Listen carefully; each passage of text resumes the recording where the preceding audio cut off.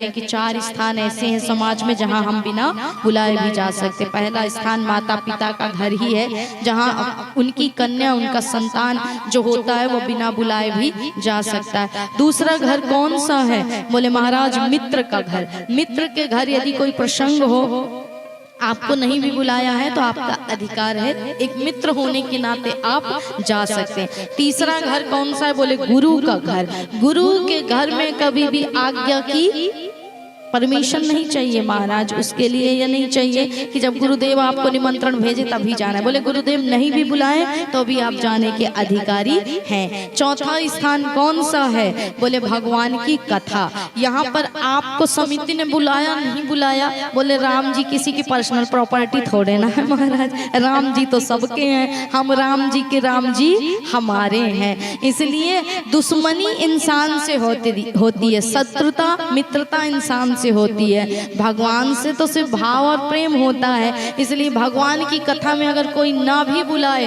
भूल चूक भी हो जाए तो कहते हैं राम जी सबके हैं, राम से द्वेष नहीं रखना चाहिए और कथा में आप जा सकते हैं महाराज। यदि कोई निजी कथा भी कराए और आपको नहीं बुलाया है तो भी आप कथा सुनने के अधिकारी हैं, आप जा सकते हैं, आपको कोई नहीं भगाएगा महाराज। इसलिए 4 स्थान ऐसे हैं और ऐसे में माता पिता के घर जाना कन्या के लिए कोई अपराध पाप है नहीं।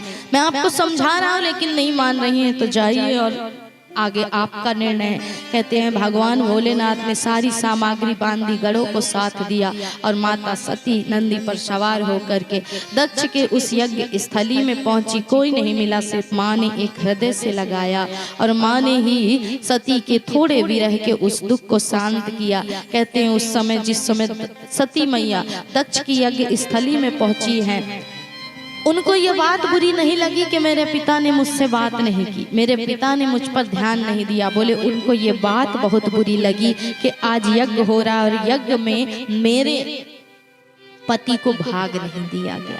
कहते हैं पति का वियोग तो था ही सती को जो जला रहा था, लेकिन आज पति का त्यागना थोड़ा कम हो गया, वो दुख कम हो गया, लेकिन ये पीड़ा ज्यादा हो गई कि मेरे पति को सम्मान नहीं मिला। कहते हैं वो स्त्री बहुत श्रेष्ठ है, वो स्त्री बहुत उत्तम है कि महाराज भले चाहे वो अपने पति को कुछ भी कहती हो, कितना भी लड़ती झगड़ती हो, यदि सामने वाले ने कुछ कह दिया ना तो जवान खींच ले महाराज। कहते हैं ऐसी नारी हर समाज में हर नारी को होना चाहिए कि वो सिर्फ हमारा है और कहने का अधिकार हमारा है। इसलिए अगर कोई दूसरा पति पर आंख भी उठाए तो बोले स्त्री को उसकी आंख नोच लेनी चाहिए, निकाल लेनी चाहिए। स्त्री को तो ऐसा होना चाहिए महाराज कि पति के खिलाफ एक शब्द नहीं सुनना चाहिए। अब मंदिर में जाओगे तो कुछ नियम होते हैं, कुछ नियम लागू होते हैं। मंदिर में आप बिना स्नान के नहीं जाओगे, चप्पल पहन करके नहीं जाओगे। यहाँ भी आ जाते हो ना, अब चप्पल लेकर के ही बैठे हो महाराज, बोले चप्पल नहीं छूटती है, मोह माया क्या छूटेगी।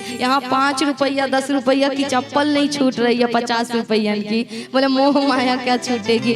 चप्पल पहन करके मंदिर प्रांगण में या कथा स्थल में प्रवेश नहीं करना चाहिए, इससे आपके संचित सत्कर्म नष्ट हो जाते हैं, आपने जो पुण्य कमाए हैं वो भी खत्म हो जाते हैं और आप पर पाप चढ़ता है। इसलिए कभी भी कथा में आइए तो कम से कम नंगे पैर आ जाओ, और नहीं आते हो तो चोरी हो जाए तो हो जाने दो, बाहर उतार करके आ जाया करो। मंदिर प्रांगण के अंदर कथा स्थली में कभी चप्पल पहन करके प्रवेश नहीं करना चाहिए। अब आप चप्पल पहन करके आओगे, जितने का आपने पुण्य कमाया नहीं उतने का आप पाप बटोर करके ले गए महाराज यहाँ से। फिर कहोगे वक्ता की गलती है, वक्ता ने हमारा कल्याण नहीं किया, हमारे लिए विमान नहीं आया। अब सारे गलत कार्य करोगे तो विमान कहाँ से आएगा महाराज। अच्छे काम करोगे और अच्छे से कथा सुनोगे, नियम से सुनोगे, सेवा के भाव से सुनोगे तो विमान कलयुग में भी आता है। इसलिए कोई बात नहीं, गलती हो जाती, जब हम नहीं जानते हैं चीजों को तो हमसे गलती होती है, पर सुधार करना ही मानव के जीवन का मूल उद्देश्य होता है। इसलिए आज बताया, कल से सुधार कर लेना, या तो चप्पल पहन करके नहीं आना या फिर बाहर उतार देना, छोड़ आना। चला जाए तो चला जाए महाराज, अच्छी बात है कि कम से कम किसी का हमारी वजह से कल्याण हो जाएगा, उसके पैरों में चप्पल तो चली जाएगी, तो कोई बात नहीं, भाव अच्छा रखिए। कहते हैं मंदिर में जाने का नियम होता है, स्नान करके जाओगे, चप्पल उतार करके जाओगे, मौन हो करके जाओगे, लेकिन सरोवर में जाने का कोई नियम नहीं होता है। सरोवर में तो स्नान जाता ही किस लिए है? बोले स्नान करने के लिए है। चप्पल उतार देते हैं बहुत लोग, नहीं तो बहुत लोग चप्पल पहन के डूब जाते हैं महाराज, लेकिन नहीं डूबना चाहिए। सरोवर में भी चप्पल नहीं पहनना चाहिए, जल में अंदर चप्पल पहन करके नहीं जाना चाहिए। तीसरा नियम यह है कि जल में आप स्नान करते हो तो जरूरी नहीं कि आप मौन रहें या ना रहें। वैसे शास्त्रीय परिप्रेक्ष्य से देखा जाए तो शास्त्र कहते हैं कि भोजन स्नान ये सब मौन होकर के करना चाहिए। कथा श्रवण हो, चाहे भोजन हो, चाहे स्नान हो, ये सारी क्रियाएं मौन होकर के करना चाहिए। यदि मौन होकर के आप नहीं करते हैं तो पुनः वही होता है कि नरक भोगना पड़ता है और पाप लगता है। इसलिए महाराज वो देवी देवता रुष्ट हो जाते हैं आपसे। तो सरोवर में भी मौनता जरूरी है, पर अगर मान लो कंट्रोल नहीं हो पा रहा, बोलना ही पड़ रहा है, तो आप बोल सकते हैं, ऐसा कोई जरूरी नहीं है। इसलिए कहा कि मंदिर में जाने के लिए, किसी के घर में जाने के लिए नियम है। तो गोस्वामी जी ने कहा हमसे नियम हो नहीं पाएगा और सांसारिक से भी नहीं हो पाएगा। इसलिए गोस्वामी जी ने मानस का नाम रामचरित मानस रख दिया, रामायण नहीं रखा। राम कथा का नाम क्या रख दिया? रामचरित मानस रख दिया। अर्थात राम के जो कर्मों की झील है वही राम की कथा, रामचरित मानस।